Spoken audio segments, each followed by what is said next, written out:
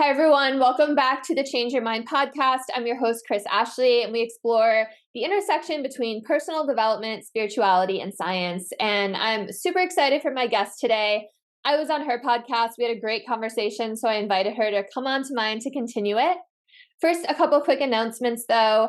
Head over to the links in the show notes. You'll find a link to my book, Change Your Mind to Change Your Reality. You'll find some free downloads, my free masterclass that I give about once a month, and also links to follow me and connect on social media. Check out my courses and coaching.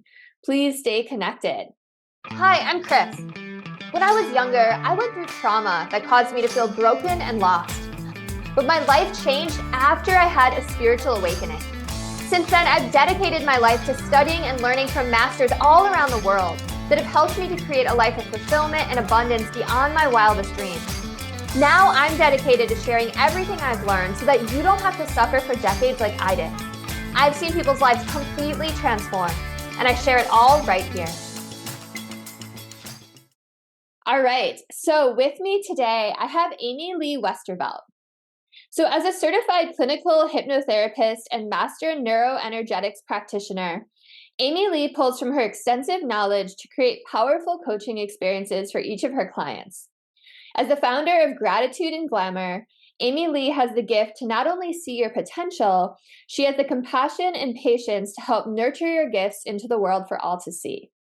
In 2022, AmyLee founded the Erogetics, you'll have to pronounce Erogetics, let me know if I said that wrong, discipline through Erogetics. Did I say that right, Amy? Okay, amazing. AmyLee helps her clients reconnect to their inner masculine lover so they can create and receive their deepest desires. I'm excited to talk about all of that. So welcome, AmyLee.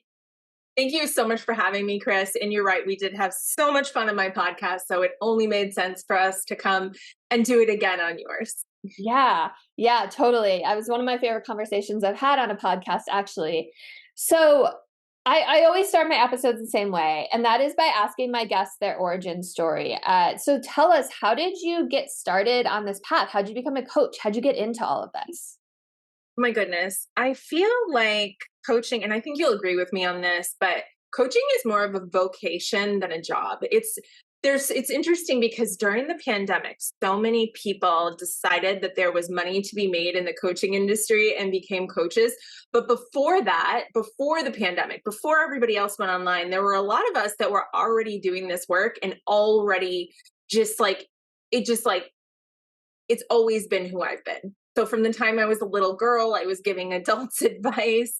I kid around. Well, I don't kid around, but the truth is when I was 3, I actually thought that I might be the Messiah. Like, oh, he's coming. Well, I don't know. Maybe it's me, right? Like I always had this energy of connectedness. And I think that as my life went on, and more of the 3D things started to surface, I always say I kind of come from like a Muggle family. I think a lot of that stuff sort of was repressed in me and kind of pushed to the back burner. And wasn't until, later in my life when I was like, I really love, this supportive energy and being able to help people. And then when The Secret came out, everybody kind of was like, oh my gosh. And that was just such a reawakening for me of like, yes, this is the truth I've known. This is where I'm meant to be. This is what I'm meant to do. And so I think that was kind of the jumping off point. And then, it became like I went into this MLM and I made a ton of money using what I learned in The Secret. And then I was like, I don't really want to do this MLM. I really want to lead people, which for a while I was able to do in the MLM. But then it kind of got weird and I wasn't able to anymore. And so I kind of was at a crossroads where I was like, do I want to coach?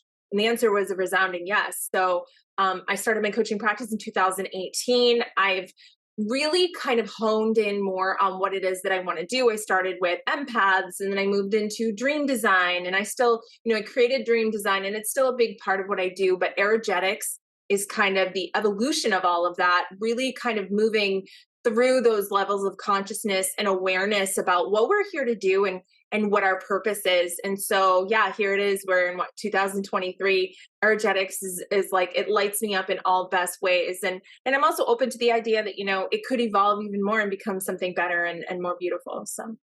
Thank you so much for sharing. I love that it was your calling from a young age because, usually when we have those gifts as a child, it means that's our soul path, our soul purpose, right?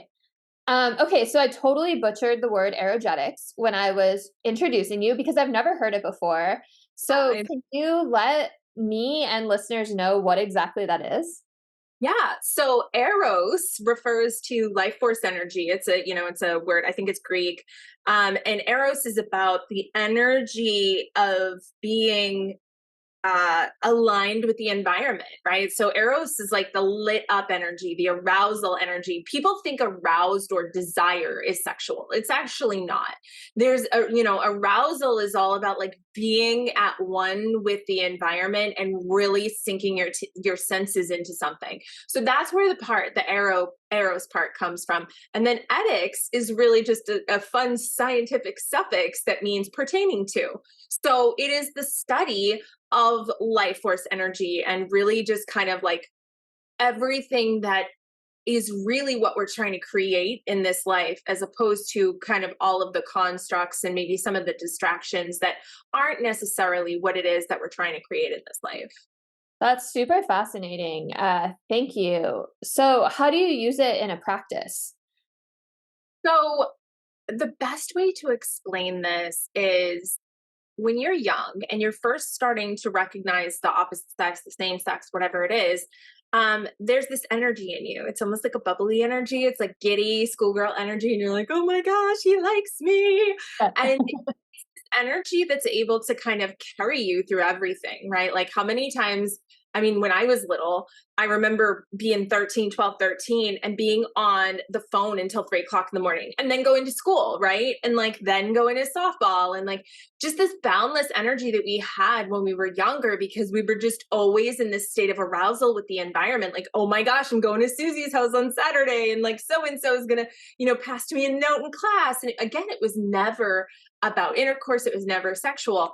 And then, we find that person, we have the butterflies, we get married, we do the things, we become the identity of the partner. And now all of a sudden, all of that desire, the butterflies, all that stuff kind of just like whittles away. And when we're no longer creating that energy of like just I am just so lit up by my environment like a baby is like, oh my gosh, my foot moved, this is fantastic. Like after a certain point, we stop making that life force energy. That's like kind of when the fountain of youth starts to shut down. Our cells start to age and we start to have our body parts, they kind of start to atrophy and you have to have all kinds of surgeries to have pieces taken out and all these things. And the truth is that, when this happens, we recognize that we still need that energy, don't we? Like we still need life force energy and we're not making it. So what do? We siphon it from the environment. We try to get it from our partner. How come you don't think I'm beautiful anymore? Like, oh my gosh, I got this new dress and you didn't even notice. We try to pull it from clients. Like, I really need a client. Oh my gosh, I need to, fill this program or whatever it is. And we start trying to siphon this energy from outside instead of actually creating it inside. So erogetics is about rekindling that inner romance, that reminder that we are always in a beautiful courtship with the universe, with source, and that literally we're being doted on and we're, it's completely devoted to us in every moment. And we get to have that giddy schoolgirl energy back, that like, oh my gosh, he looked at me, look at how this sign showed up. It's because he wants to show me how much he loves me. And so that's what erogetics is all about. I love that description. And as you were talking, it made me think about like follow your excitement, right? Like follow what you're passionate about, follow what lights you up, like keep adding to your pile of things that make you feel joy, right? Like add to your pile of goodness. And also like realizing life is fun, right? Life can be a game, and especially when you're manifesting and you're into all of this. So that's super interesting. I love learning new things, and I honestly had never heard of that before. So how do you help people cultivate that feel like they've kind of been with that same partner and they're trying to siphon it from the environment and they're kind of stuck in that grind? Yeah, I think it really comes down to, making the shift between climax consciousness and desire consciousness. So climax consciousness is when like you're looking for that next best thing, right? You're looking for, oh, I need 10,000 followers on Instagram, or we used to need that to be able to get the swipe up feature, right? Or I really want to hit $100,000 in my business. Like I want to have a TED talk. Like we always have these like these points on the timeline that we want to create. And then what happens, it's almost like kind of like an orgasm if you think about it, because it's like, oh my gosh, I need it. Oh, that was so good. And now I'm in that, that afterglow. And then it's like, I'm exhausted until I climb up the next hill.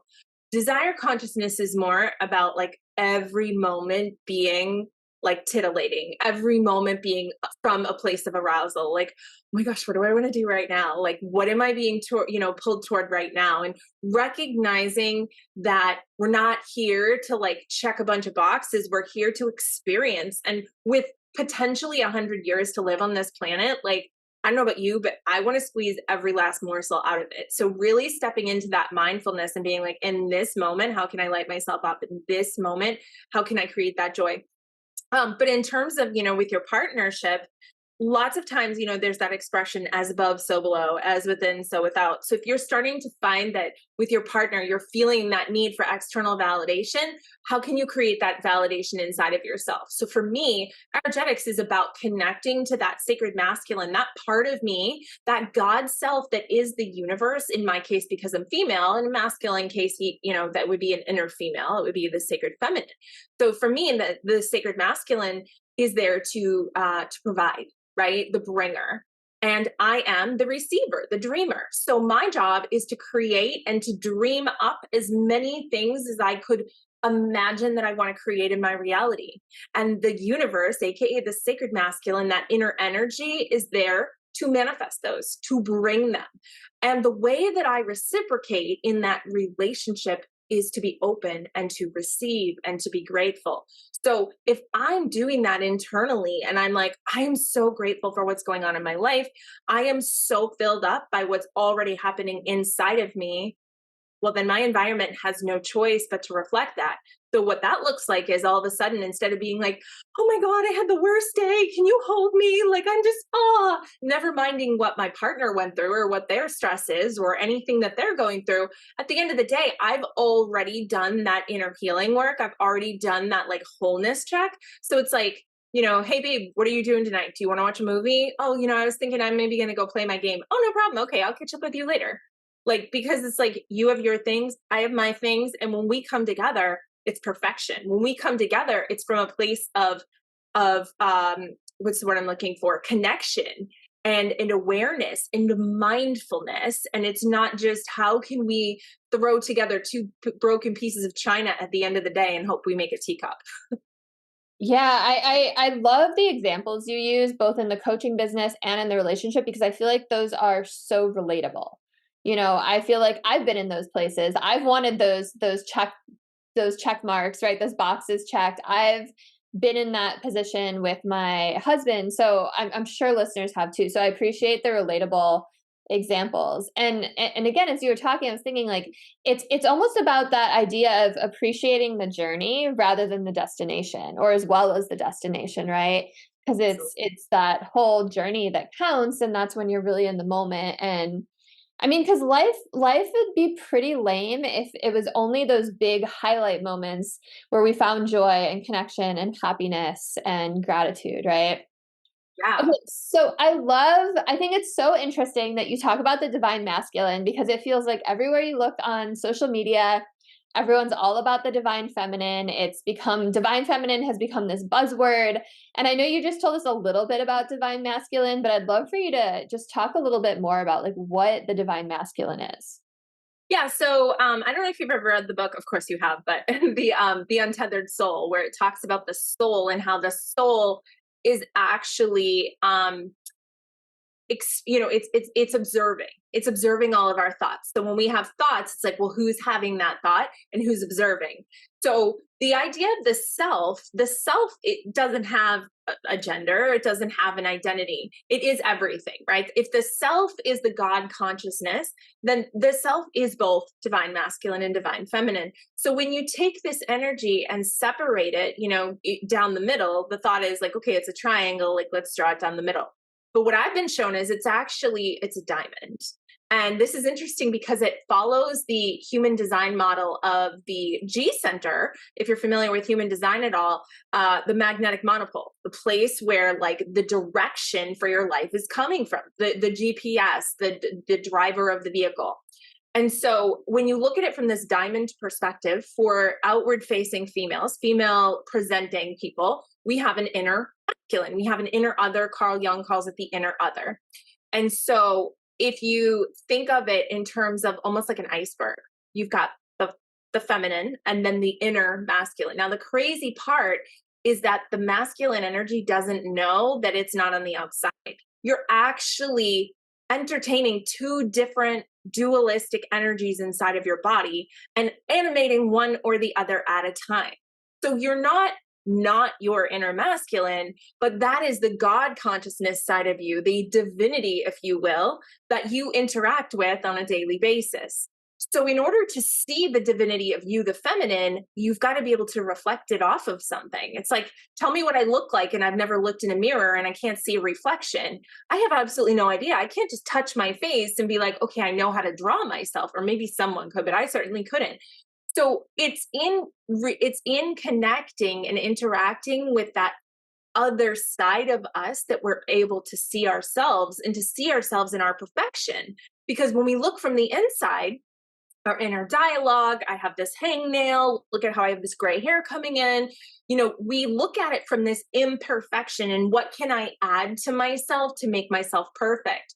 But when we look at ourselves from the sacred masculine, from that external as the object, now all of a sudden all that inner dialogue is gone and all we can see is the perfection. So it's through this relationship, much like when you first meet someone and they're like, you are everything. They get down on one knee and they're like, I want to spend the rest of my life with you. You have a partner before you ever even have a conversation with your external, with your human partner that literally is head over heels for you, that wants to make all of your dreams come true in all the ways, all the time. You are the muse for this energy, and you just have to tap into it. You just have to be open to having that relationship with that energy, and it's right there and it's ready, and it reframes the whole human experience in such a beautiful, powerful way. I love that description. Oh, there's the husband with the coffee. So is it kind of like the vertical aspect of you versus the horizontal, like the part of you that connects to your higher self, the more spiritual side of you? Yeah, yes, exactly. I would say that it is the God self. So if we've got the God having the human experience and there's the God self and the human self, well, the outward facing 3D part of me is the goddess. The outward facing 3D part of me is AmyLee, and she's the human, and she has the human experience, and she has the human desires, and she sees the human separateness of others. And then you've got Eros, his name happens to be Eros, and he's the sacred masculine side, and he sees the connectedness of everyone, and he doesn't see her in her imperfection. He sees her perfection, right? And so he sees the world from that cosmic divinity place, and together they create this partnership of the bringer and the dreamer. And lucky for us, when we want to, we can step into one or the other to experience the other side of that relationship. I really love this idea because, I've heard of it as like the ego versus the higher self, or the human aspect versus the spiritual aspect, or the vertical versus the horizontal and all this, but I've never thought about it as the masculine versus feminine. But I like that definition, and I like the idea that we can kind of step into these different roles, right? Because we are living on 3D Earth, right? Sometimes we need to be in our body and to like go to the grocery store and have a conversation with someone, right?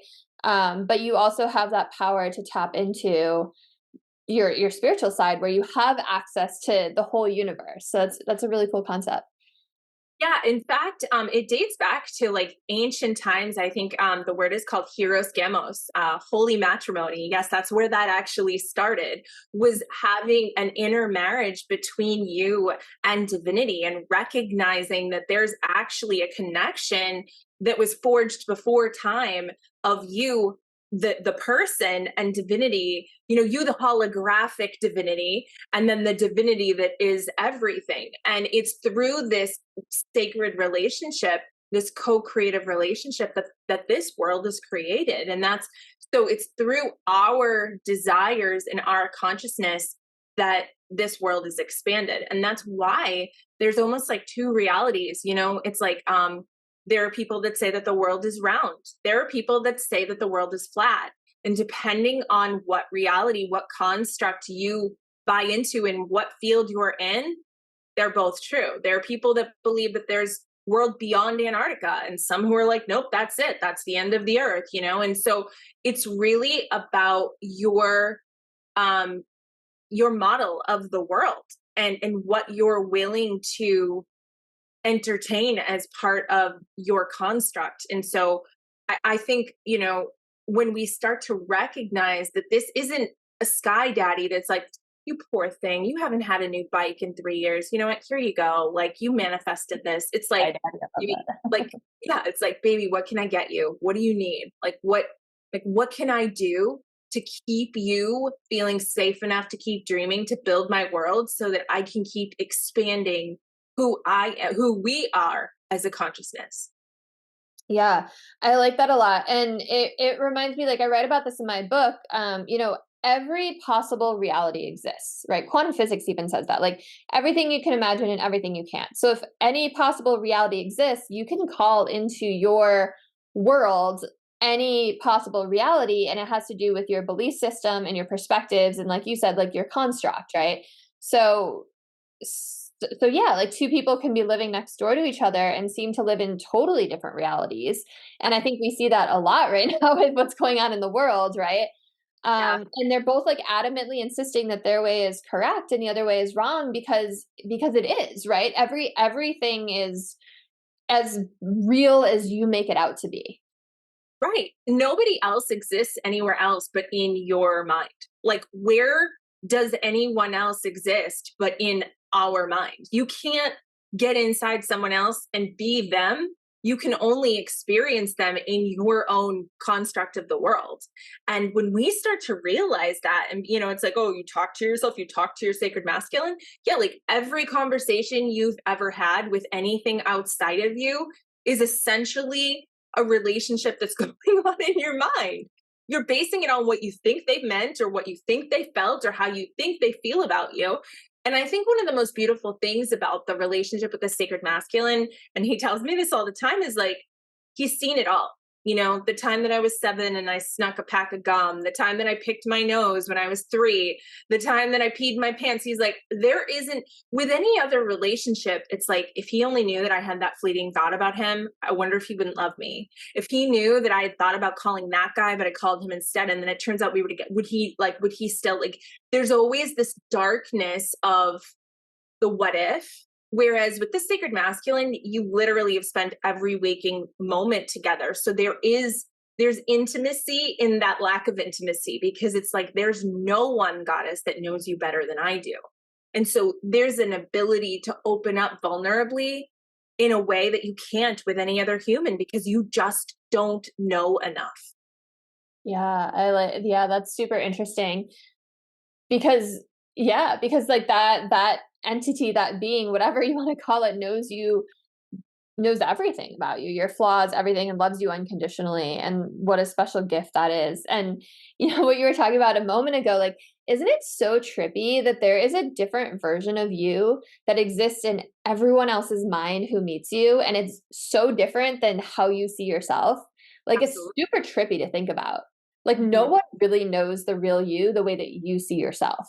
No, not at all. Yeah. And somebody might love you and somebody might hate you. And like, oh, that post that she made on Facebook yesterday, can you believe that she said that? And someone else is like, the post that she made on Facebook? Wasn't that so sweet? Like, it's literally the exact same thing, but two different people see it in two different ways. And that just goes to show you. And like, never mind people, let's talk about time. Can you explain time without entering into the mind? Like, how do you prove to me, Kris, that you lived before we started this podcast without explaining it in time? Like, you can't even acknowledge anything but the moment in the moment. You know what I mean? Like, we make life so complicated, but at the end of the day, the entire universe exists inside of us. Yeah. And it's just our responsibility to decide how much of that we're willing to claim, how much of that we're willing to like say, yep, that's me. I am the universe. And the more that we can do that, you know, like, and it's kind of like I was telling you about the, on my podcast, you know, we were talking about the levels of consciousness, right? So, you know, the levels, like the first one is to me, which is like, everything happens to me. I have no responsibility and I have no ability to respond. And a lot of the world lives there. A lot of the world lives in a place of like, this is my lot in life and I don't have a choice. And then we move into, okay, it's all my responsibility. So this is by me consciousness. It's like, if it is to be, it's up to me. I have to make this happen. Well, now we're starting to get into, what if I'm not alone? What if I have a co-conspirator? What if I have somebody who's got my back, right? Like the universe.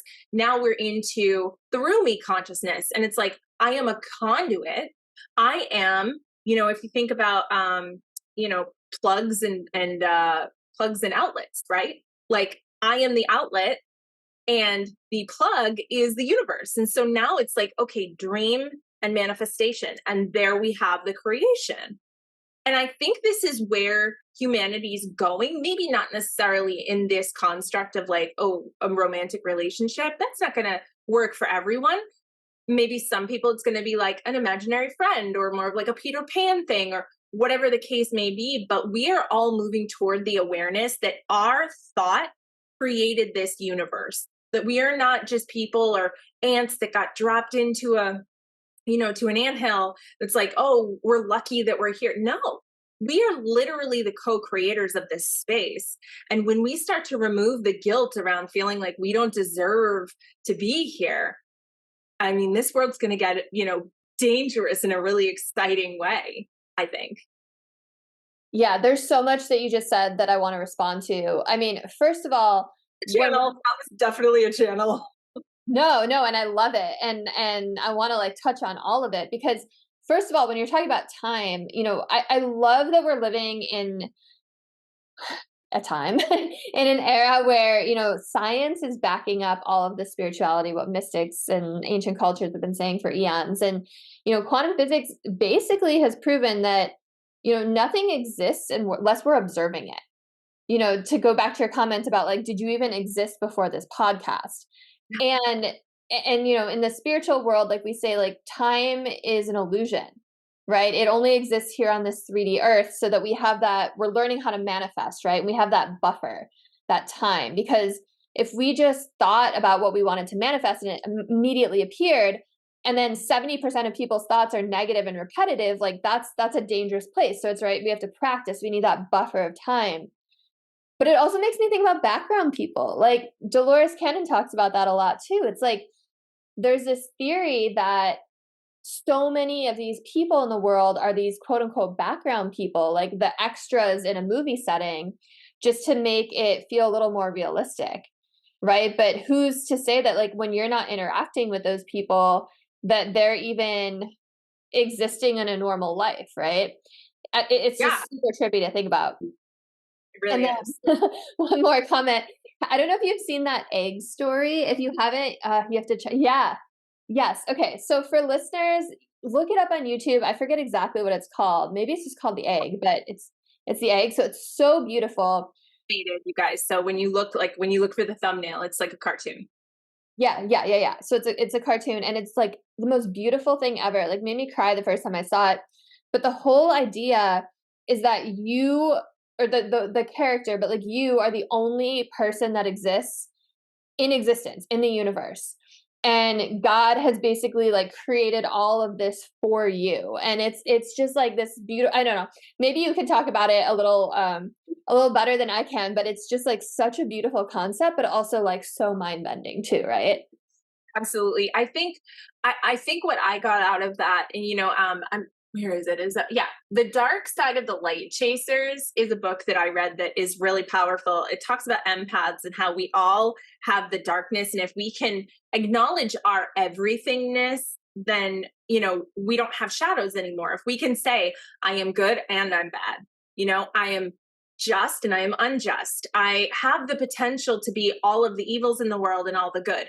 And so when you think about it from this perspective, she talks about how every one of us is a holographic version of God, meaning like if you ever get like a hologram on your license, what it essentially is a picture of you that if they cut it into little pieces, each one of those little pieces would still be a whole picture of you. That's what a hologram is. So if we look at this against the construct of creation, every one of us is a tiny, tiny facsimile picture of the creator. So yes, the whole world was created for just us, but there also only is just us because we are all holographic versions of the I am. Every one of us is a tiny little action figure, if you will, of I am, having the illusion of being not I am. And so through this this perceived disconnectedness is how we are able to have the experience of receiving and being in desire, because that veil of ignorance is the only thing that tells us that we don't already have it all, that we aren't already at all, that we haven't already created it all and been it all and achieved it all. And so in order to have that experience of mindfulness and being in this world and having the fun of playing the game, we have to believe that we are limited. Yeah, no, I was just sitting here thinking, I'm like, I knew this conversation was going to be awesome because these are the conversations I love to have. And it reminds me too of like this whole idea, like Dolores Cannon talks about it, all these other people where source or God or whatever you want to call him, wanted to experience creation. So he split off into these like trillions of souls, and literally like the hologram pieces, right? Like exactly like you were saying. And these souls are going through these schools of life, learning these lessons, gaining knowledge so they can climb the ladder back to consciousness, back to source, bring all that knowledge back. But like the idea is like everyone's connected because we're all pieces of the same, right? We're all parts of the whole. Like there's nothing that separates anything. Everyone is just like a reflection of you. It's a piece of you. So if you're getting angry at another person or the outside world, you're really just getting angry at an aspect of yourself. It's like looking in the mirror and getting like mad at your reflection. In the world. Say it again. The same thing if you love something about someone else in the world, you wouldn't be able to see it in them if you couldn't see it in yourself. Yeah. Yeah. Yeah, totally. Okay, so I want to go back to those 4 levels of consciousness. And you actually only mentioned 3 of them. So it's to me, by me, through me, and then I know the 4th one is as me. And you explained the first 3. What's the as me? What's the 4th one? So once you get into this awareness of this relationship with source and you are, the girl and the universe is the guy, then all of a sudden it's like, wait, but I'm actually the girl and the guy. So that as me is being aware that you are both of the energies that are having this relationship, because it is one thing, having the dualistic experience of being it and not it, in order to have the experience of contrast. Because if I am, then I can't feel the amness of me without the presence of am not. And so creating that polarity inside of the self is how we experience the otherness in order to see ourselves. Okay, so it's kind of like what you were just talking about a moment ago, right? It's like we need that dualism. We need to kind of forget where we came from. We need all of that, right? So it's this idea. Sorry, go ahead. I was gonna say, like, so if consciousness is just a ball and that's all there is, it's kind of like You remember we were younger and they had those Disney movie posters and then they turn them into puzzles. And it's like, okay, all you can do with this poster, you can roll it up, you can write on it, you can do whatever. But like after a while, it's like, what else can I do with this? Well, I could chop it into pieces. Great, it's a puzzle now. So now all of a sudden it's like, let's put the puzzle together. Where's Ariel's head? Where's this? Where's that? And it's like really exciting. But that's exactly what's going on. We had this consciousness that was one thing, and it's like, oh, what am I going to do? There's nothing to interact with. It couldn't even do that because there'd have to be an echo in order to be heard. There'd have to be someone to hear it in order for it to create sound, right? So the first division was duality: this and not this and that, here and there, light and dark. And so that first moment, any time that anything is going to experience contrast, there has to be duality, which is why when we look at the world and it's like, oh, these people don't agree with these people and these people are at war with these people, it's actually a really healthy thing, because that is literally the last thing that's going to get knitted together before we become all of whatever we are again. And Kris, we don't even know that we haven't already done that 250 times, 250 million times, that we haven't broken up, made the puzzle and gone, well, that was fun. Blah, blah, blah, blah. Let's go build it again, right? Or now, okay, snap our fingers, it's a different puzzle. And we look at puzzles and we're like excited, like, oh my gosh, I'm going to put this puzzle together. But we look at our lives and we're like, I don't know where this money's going to come from. He left me. And it's like, all of these things are just pieces of that same puzzle. And if we look at them with the eyes of AmyLee, of like, you know what, at the end of the day, this is all going to work out. At the end, I don't know how, I have no idea. And it may be well after I'm gone, but it's going to be okay, right? Everything is for the good. And if we know that, that's where that AmyLee comes in. It's like, okay, this sucked today. I had the worst day. This client yelled at me. This happened. The bank overdrew my account. But at the end of the day, like in my God consciousness, this is all serving me somehow. I don't know how, but I know that it is. Yeah, it really makes all your problems seem so small and insignificant, right? When you like think about the bigger picture like this. And the idea of duality reminds me a lot of sacred geometry, right? Like the idea that like you said, it starts with like an orb or a sphere and then it splits. So if these are these 4 levels of consciousness and we're rising through them, and I love that you said, who's to say we haven't done this 250 times before, because like maybe we are stuck in this infinite loop. I mean, like it feels like there's an awakening happening, right? Like consciousness is rising. It feels like things are speeding up. Like, where are most people? Yeah, I mean, yeah, go ahead. Maybe during like Egypt, we were here, like maybe during Atlantis, yeah. or Atlantis, right? Or Lemuria, or any of the other places that we've ever been. Like, it feels so cutting edge to us, but everything is going to feel cutting edge to someone who's never been there before. Have you ever laid, like when you're a little kid and you lay on the floor and you just tip your body a little bit, like little by little by little, and you feel like you're on the edge of a cliff? But then if you keep flipping, you're like, oh wait, there's the floor. But your body literally has the illusion of falling, even though it's not falling. And like, I think that's kind of almost the same thing. Maybe. I mean, it could be, is all I'm saying. Like, we have this illusion that we're at this edge, but also if time doesn't exist, we're also babies still. We're also elderly. We're already dead. Like, I mean, if we really want to take it to the existential limit, like we are and we aren't. We're here and we're not here. Totally. And like the whole thing about time as an illusion is it's like all time is happening simultaneously, like even past lives or parallel lives. So yeah, like we are always on the other side still, right? On the other side of the veil. I mean, it's super trippy to think about, right? And it's hard to wrap your head around it in this 3D earth, but it's like everything you've already gone through has already happened. Like one of the best descriptions of it I've heard is like by Greg Braden. He's like, okay, if you have like a still pond and you put like a stick in it, there's like ripples that happen coming out of that stick, but it's like the ripples go in like every direction, right? And that stick is the present moment, but like the ripples happen in the past and the future at the same time. Like it's all consuming, and it's yeah, no, totally. It's all happening right now. Everything. It's super trippy.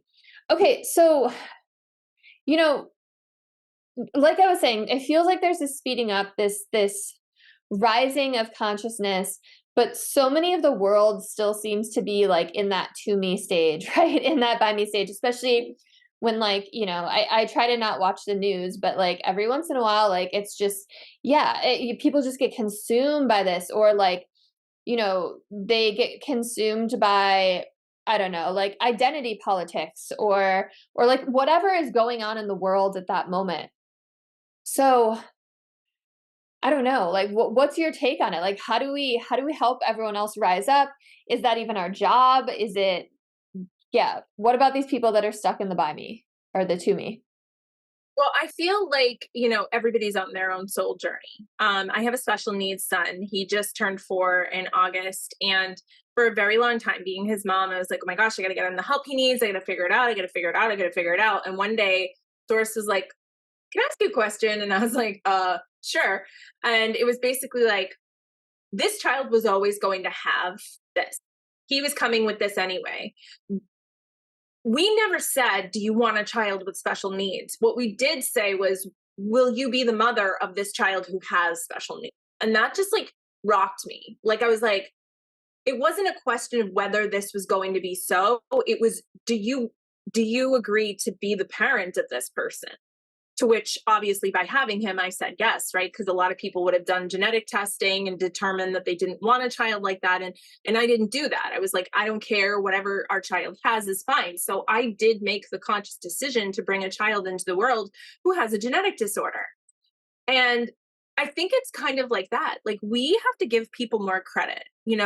They're on their own soul journey. They're in the driver's seat. If they come to us and they want our support, they come to us and they want our support. If they don't, we really don't have the right to infringe on their experience. I don't think. I wouldn't go door to door and talk about the law of attraction and manifestation, because not everybody's ready for that conversation and it doesn't fit into everybody's timeline. But will I talk about it and invite people to come? Absolutely. Will I write books about it? Will I go live about it? Most definitely.